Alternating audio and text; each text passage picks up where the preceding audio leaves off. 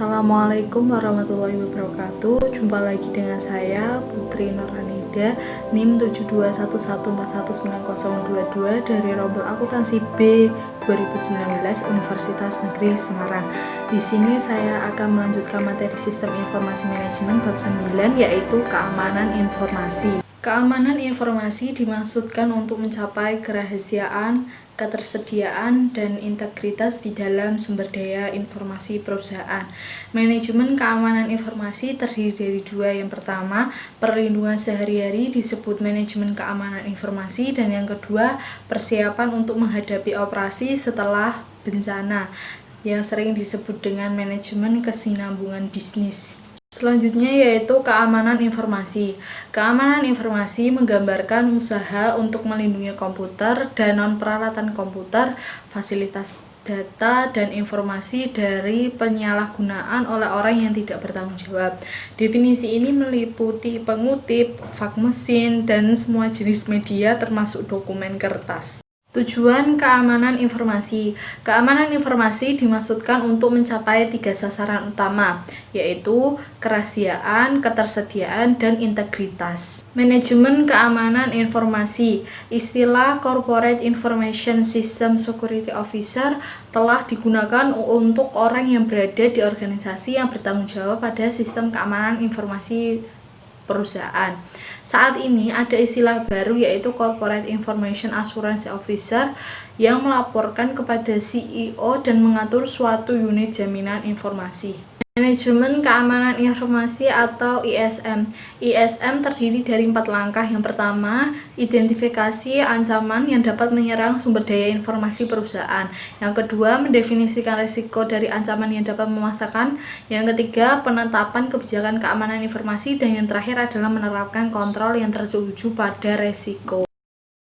Yang selanjutnya yaitu ada ancaman. Ancaman keamanan informasi adalah seseorang, organisasi, mekanisme, atau peristiwa yang dapat berpotensi menimbulkan kejahatan pada sumber daya informasi sebuah perusahaan. Ancaman dapat berupa internal atau eksternal, serta ancaman yang disengaja atau ancaman yang tidak disengaja.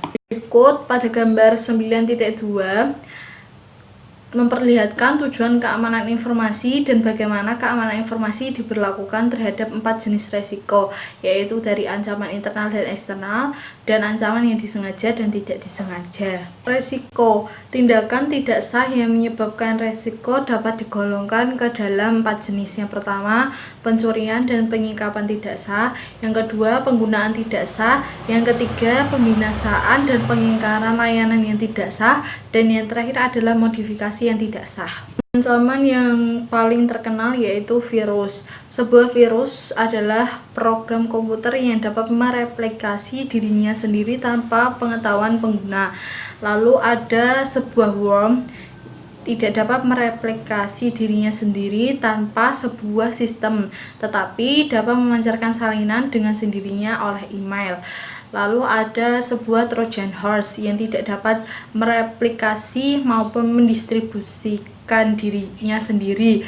Distribusi terpenuhi oleh para pemakai yang mendistribusikannya sebagai utility, maka ketika digunakan menghasilkan sesuatu perubahan yang tidak dikehendaki dalam kemampuan sistem.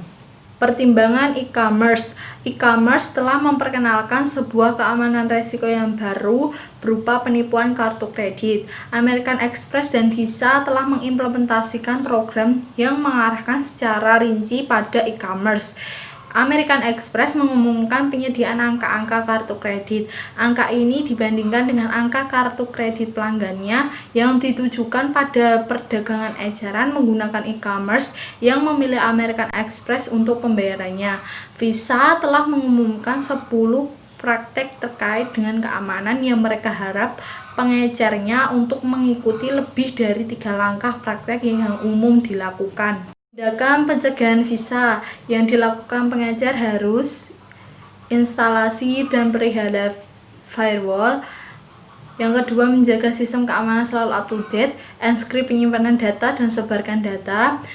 Gunakan dan perbarui software antivirus, membatasi akses data bagi mereka yang memang perlu mengetahui, menugaskan ID untuk Orang yang memiliki akses data khusus menelusuri akses data dengan ID unik, tidak menggunakan password default dari vendor, serta secara teratur menguji keamanan sistem. Lalu, tindakan yang perlu pengecer lakukan: memantau pegawai yang memiliki akses data, lalu tidak meninggalkan data atau komputer dalam keadaan tidak aman, lalu hapus data jika sudah tidak digunakan. Selanjutnya yaitu ada manajemen resiko. Sebelumnya, manajemen resiko diidentifikasi sebagai satu dari dua strategi untuk mencapai keamanan informasi. Resiko dapat dikelola dengan cara mengendalikan atau menghilangkan resiko serta mengurangi dampaknya.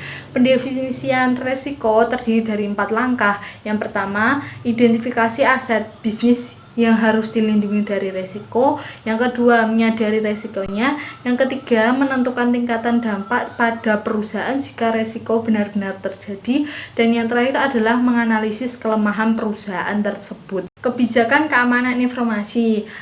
Pada gambar 9.3 mengilustrasikan 5 fase implementasi kebijakan keamanan. Fase pertama yaitu ada inisiasi proyek, fase kedua penyusunan kebijakan, fase ketiga konsultasi dan persetujuan, fase 4 kesadaran dan edukasi, fase 5 penyebarluasan kebijakan. Pengendalian adalah mekanisme yang diterapkan baik untuk melindungi perusahaan dari resiko atau untuk meminimalkan dampak resiko tersebut pada perusahaan jika resiko tersebut terjadi. Pengendalian dibagi menjadi 3. Yang pertama, pengendalian teknis. Pengendalian teknis adalah pengendalian yang menjadi satu di dalam sistem dan dibuat oleh para penyusun sistem selama masa siklus penyusunan sistem.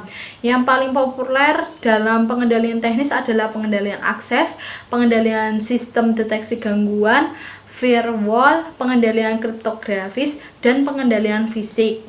Lalu yang kedua ada pengendalian formal, mencakup penentuan cara berperilaku, dokumentasi, prosedur, dan praktik yang diharapkan, dan pengawasan serta pencegahan perilaku yang berbeda dari panduan berlaku. Lalu yang ketiga yaitu ada pengendalian informal yang mencakup program-program pelatihan dan edukasi, serta program pembangunan manajemen. Mencapai tingkat pengendalian yang tepat. Ketiga jenis pengendalian mengharuskan adanya biaya, karena bukan hal merupakan praktik bisnis yang baik untuk menghabiskan lebih banyak uang pada pengendalian dibandingkan biaya yang diharapkan dari resiko yang akan terjadi. Maka pengendalian harus ditetapkan pada tingkatan yang sesuai. Lalu yang terakhir yaitu dukungan pemerintah dan industri. Beberapa organisasi pemerintahan dan internasional telah menentukan standar yang ditujukan untuk menjadi panduan bagi organisasi yang ingin mendapatkan keamanan informasi. Beberapa standar ini berbentuk tolak ukur yang telah diidentifikasi sebelumnya sebagai penyedia strategi alternatif untuk manajemen risiko. Oke, sekian penyampaian materi dari saya, semoga bermanfaat. Apabila masih ada kekurangan, saya mohon maaf. Wabillahi taufiq wal hidayah. Wassalamualaikum warahmatullahi wabarakatuh.